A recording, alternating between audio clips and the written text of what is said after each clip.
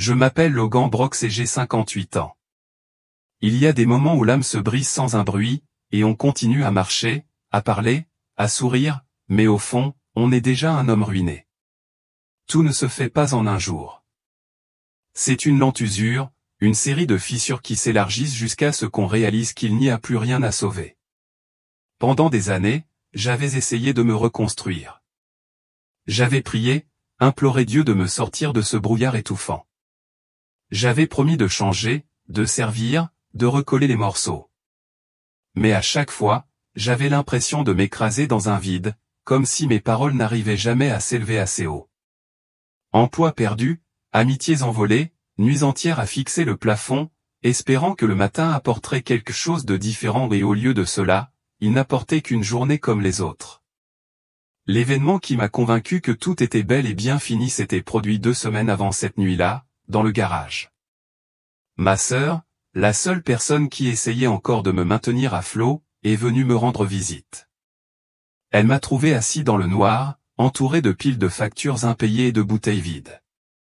Elle a essayé de me parler, de me secouer, mais elle a finalement dit doucement, « Logan, je ne supporte plus de te voir comme ça. Tu dois peut-être accepter que tout le monde ne trouve pas la guérison dans cette vie. Peut-être que Dieu a d'autres plans, ou pas de plans. » Et elle est partie. Ces mots m'ont marqué plus que son regard, plus que le bruit de la porte qui se refermait derrière elle. Ce n'était pas de la colère, c'était de l'abandon. Celle qui m'avait toujours dit de ne pas abandonner, de croire, d'avoir la foi, était maintenant fatiguée, elle aussi. C'est là que j'ai compris, peut-être que Jésus ne m'aiderait pas ici, pas dans cette vie. Peut-être que ma prière ne serait jamais exaucée. Je n'étais plus en colère contre Dieu, plus maintenant, juste vide, comme si l'univers entier avait cessé de me murmurer que ça valait la peine de rester. Alors, ce soir-là, j'ai pris ma décision. Ni par colère, ni par vengeance, mais par lassitude. J'étais assis dans le garage, sous les lumières tamisées et le bruit lointain de la circulation. J'avais une poignée de pilules dans les mains, et tandis que je les avalais l'une après l'autre, j'ai senti que, pour la première fois depuis longtemps, je n'avais plus peur. Il n'y avait rien d'autre à faire, rien à attendre. Enfin, j'ai cru que le poids allait disparaître. Mais ce ne fut pas le cas. L'obscurité éternelle que j'attendais ne vint pas. Même le néant ne vint pas.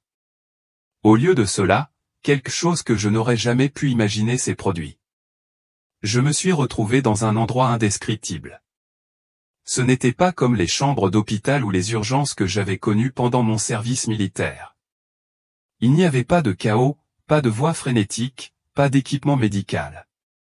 Au contraire, il y avait une paix parfaite, un calme qui imprégnait chaque fibre de mon être.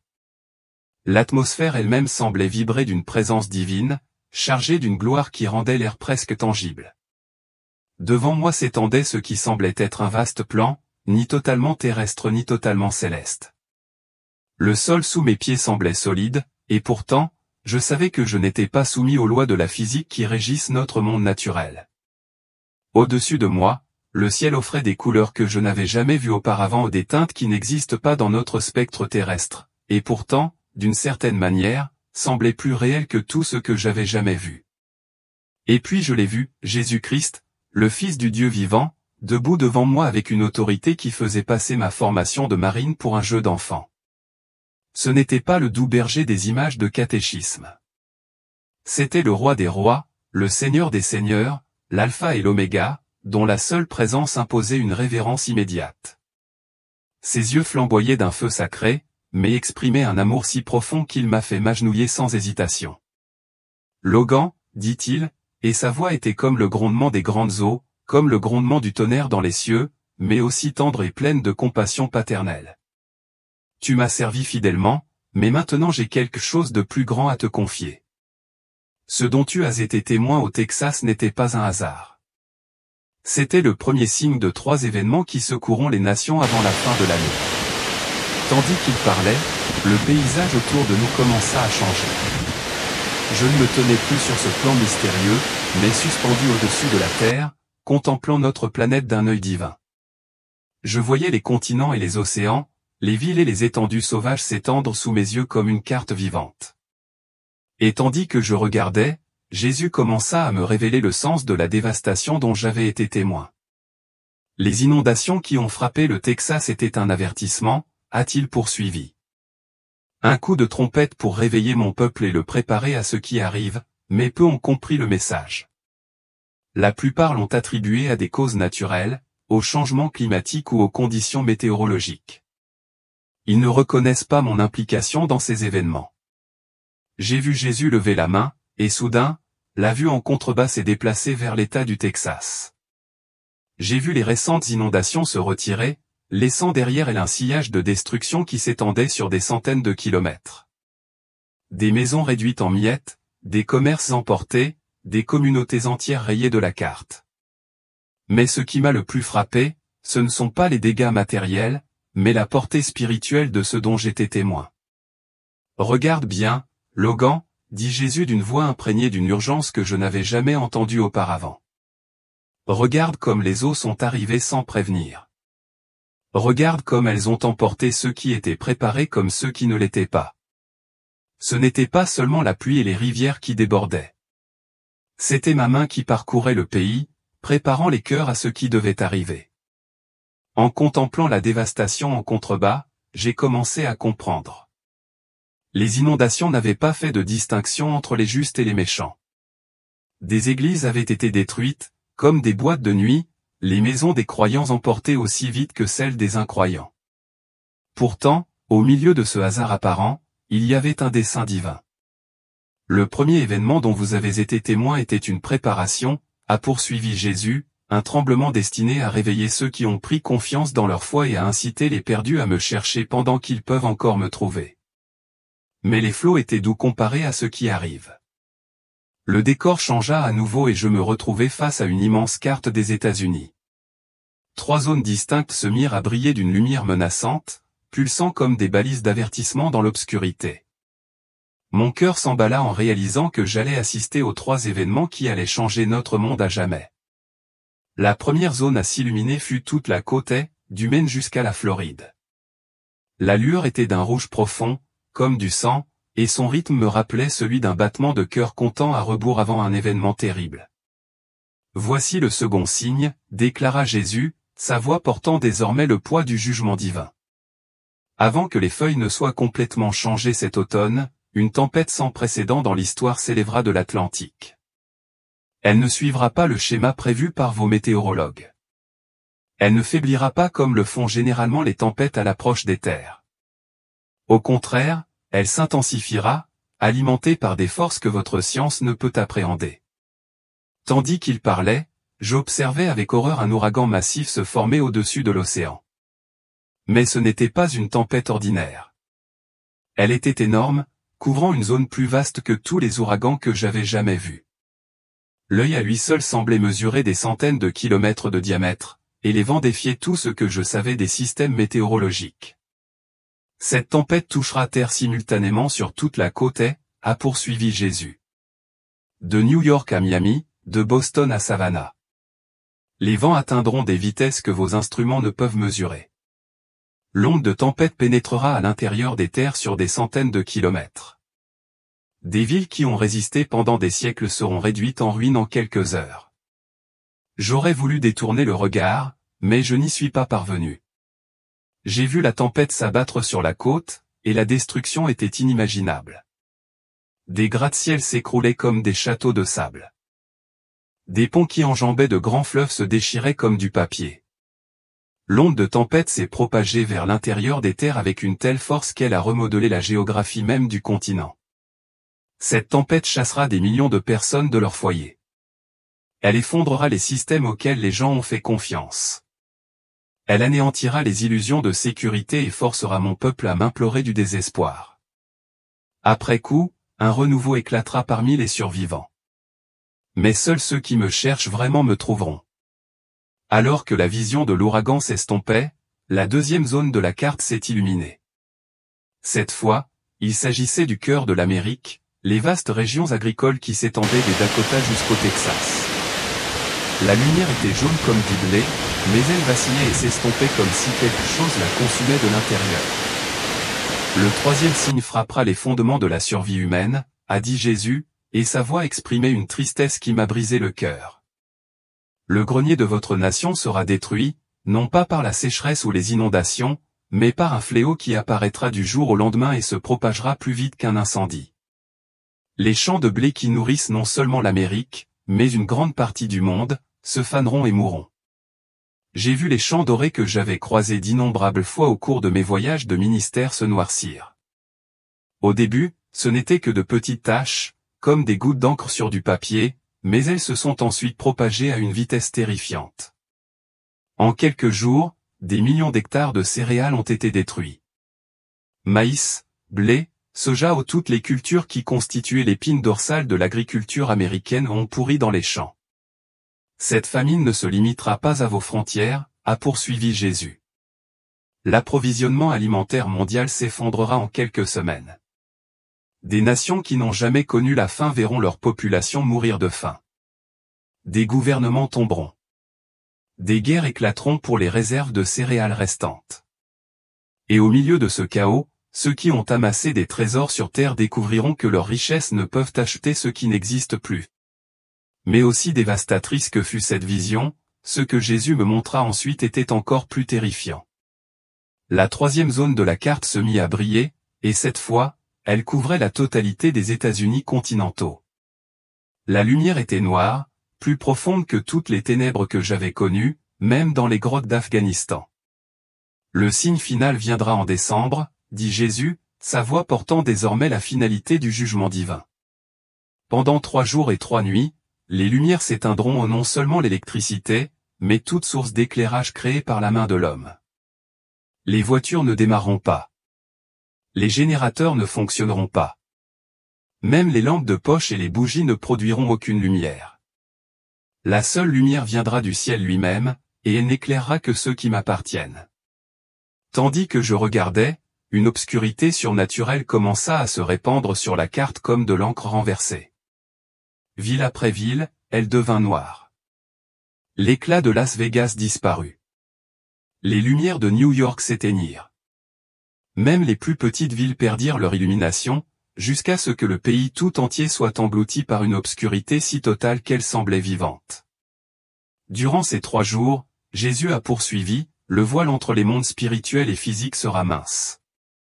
Mes anges serviront les fidèles, mais les démons tourmenteront ceux qui m'ont rejeté. Beaucoup mourront de peur.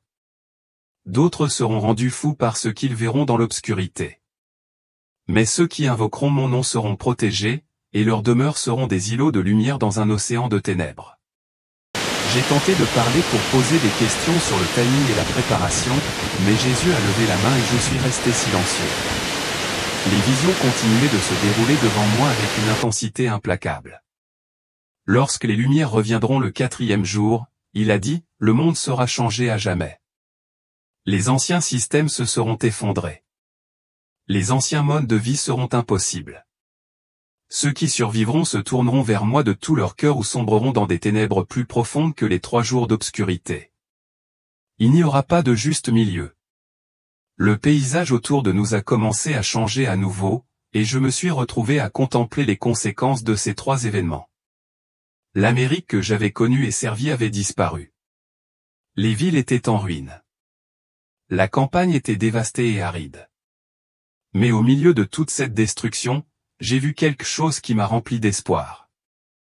De petits groupes de croyants s'étaient rassemblés, partageant le peu qu'ils possédaient, priant sans relâche et venant en aide aux survivants.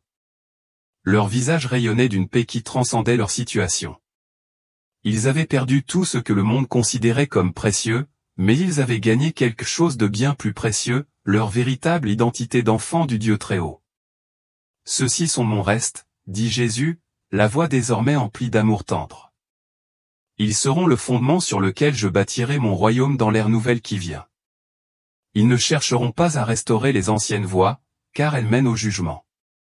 Au contraire, ils vivront comme j'ai appelé tout mon peuple à vivre, dans une dépendance totale à mon égard, dans un amour parfait les uns pour les autres, dans une foi inébranlable que je suis le Seigneur de toute la création.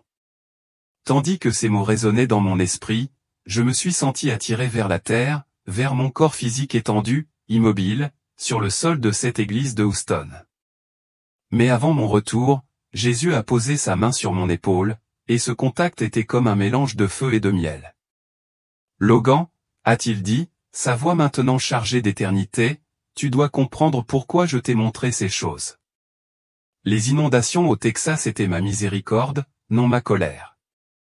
Elles étaient un doux avertissement comparé à ce qui doit arriver. Je donne à mon peuple le temps de préparer son cœur, de se rapprocher de moi, d'amasser des trésors au ciel, là où les mythes et la rouille ne peuvent détruire. Je l'ai regardé dans les yeux et j'y ai vu à la fois un amour infini et une justice inflexible. Dites-leur, a-t-il poursuivi, que ces trois événements ne sont pas des châtiments pour les justes. Ce sont les douleurs de l'enfantement d'une ère nouvelle. Tout comme une femme endure les douleurs de l'enfantement pour donner naissance à une nouvelle vie, ma création doit endurer ces secousses pour donner naissance à mon royaume sur terre. L'ouragan qui dévastera la côte et surviendra fin septembre. Le fléau qui détruira les champs de céréales commencera début novembre. Les 3 jours d'obscurité commenceront le 20 décembre. Mais souviens-toi de ceci, Logan, dit Jésus, ceux qui me connaissent vraiment seront protégés. Leurs lampes seront remplies d'huile. Leurs cœurs seront en paix, même dans la tempête. Tandis qu'il prononçait ces derniers mots, j'ai ressenti une sensation de tiraillement, comme si j'étais aspiré à travers un tunnel de lumière. La vision glorieuse s'estompa et j'entendis des voix lointaines, pressantes et inquiètes. Quelqu'un pratiquait des compressions thoraciques. Quelqu'un d'autre appelait une ambulance. Mais même lorsque mon esprit est revenu dans mon corps, les paroles de Jésus continuaient de résonner à mes oreilles avec une clarté cristalline. J'ai ouvert les yeux et j'ai découvert le pasteur Williams penché sur moi, le visage empreint d'inquiétude et de soulagement. L'assemblée avait formé un cercle autour de moi, beaucoup pleuraient, d'autres priaient avec ferveur. Un ambulancier me prenait le pouls, secouant la tête avec stupeur. « Monsieur, dit-il d'une voix pleine d'émerveillement, vous êtes au sol depuis plus de 8 minutes. Selon toutes les normes médicales, vous devriez être en état de mort cérébrale. Mais vos signes vitaux sont plus élevés que ceux de la plupart des hommes 2 fois plus jeunes que vous. C'est impossible. » Mais je savais que ce n'était pas impossible. Rien n'est impossible à Dieu. Tandis qu'il m'aidait à me relever, je sentis une force parcourir mon corps, une force qui ne m'avait pas envahi depuis des années. Ma vision était plus claire, mon esprit plus vif, mon âme brûlant d'un feu sacré. J'avais reçu une mission, et chaque fibre de mon être était désormais vouée à son accomplissement. Le pasteur Williams s'est approché de moi, les mains tremblantes. « Frère Logan, a-t-il murmuré, qu'avez-vous vu ?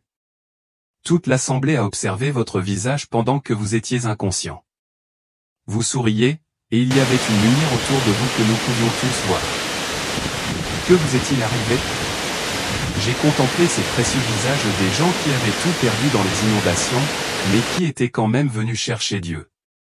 Ils méritaient de connaître la vérité. Ils méritaient d'être préparés à ce qui allait arriver. J'ai pris une grande inspiration et j'ai commencé à partager tout ce que Jésus m'avait montré. En évoquant les 3 événements, j'ai observé attentivement les réactions de l'assemblée, certains visages étaient emplis de peur, d'autres de confusion, mais beaucoup exprimaient une étrange sensation de paix. C'étaient des gens qui avaient déjà tout perdu. Ils comprenaient que leur sécurité venait de Dieu seul, et non des systèmes de ce monde. Quand j'ai fini de parler, le silence régnait dans le sanctuaire, à l'exception des pleurs discrets. Puis, une femme âgée au premier rang se leva, les mains burinées jointes en prière. « Frère Logan, dit-elle d'une voix forte malgré son apparence frêle, j'ai rêvé que les ténèbres s'abattaient sur notre pays, que des tempêtes ébranleraient les fondations de la terre. Je crois que Dieu vous a donné ces visions pour nous préparer. Que devons-nous faire ? » Cette question m'a propulsé dans un ministère auquel je ne m'attendais pas. Au cours des semaines suivantes, j'ai voyagé d'église en église, partageant la vision que Jésus m'avait donnée. Certains pasteurs m'ont accueilli à bras ouverts, conscients de l'urgence du message. D'autres ont fermé leurs portes, craignant de semer la panique ou la controverse dans leur congrégation. Mais j'ai persévéré, poussé par le souvenir d'avoir été en présence du roi des rois. J'ai créé des groupes de prière axés sur l'intercession pour notre nation. J'ai aidé les croyants à organiser des réseaux de soutien communautaires capables de fonctionner même en cas de défaillance des systèmes habituels. J'ai enseigné la préparation spirituelle, c'est-à-dire l'importance d'avoir de l'huile dans nos lampes pour la venue de l'époux. À l'approche de septembre, j'observais les conditions météorologiques avec une impatience et une appréhension croissantes. La saison des ouragans dans l'Atlantique avait été inhabituellement calme, ce qui avait conduit de nombreux météorologues à prédire une année clémente. Mais j'étais plus avisé. Je savais ce qui se tramait sous la surface, hors de portée des instruments humains.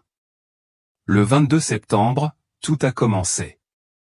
Un gigantesque système orageux est apparu comme par magie, défiant tous les modèles prédictifs élaborés par les services météorologiques. En quelques heures, il a atteint une ampleur sans précédent, s'étendant d'un horizon à l'autre. Le Centre national des ouragans, NHC, n'avait aucune classification pour ceux qui l'observaient. J'ai suivi les informations avec le cœur lourd alors que la tempête monstre approchait de la côte est.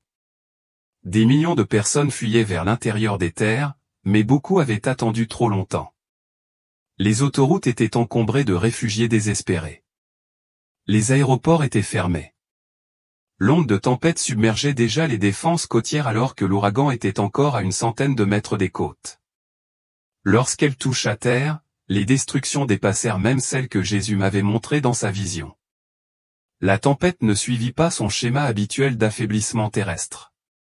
Au contraire, elle sembla gagner en force grâce à une source surnaturelle. Des villes qui avaient résisté à d'innombrables ouragans au cours de l'histoire furent réduites en ruines en quelques heures. Le bilan des victimes fut effarant. Mais ce qui m'a le plus frappé, c'est la réaction des survivants. Dans les semaines qui ont suivi, j'ai reçu d'innombrables témoignages de réveil dans les camps de réfugiés et les centres d'hébergement d'urgence. Des personnes qui n'avaient jamais prié auparavant imploraient Dieu avec un cœur désespéré.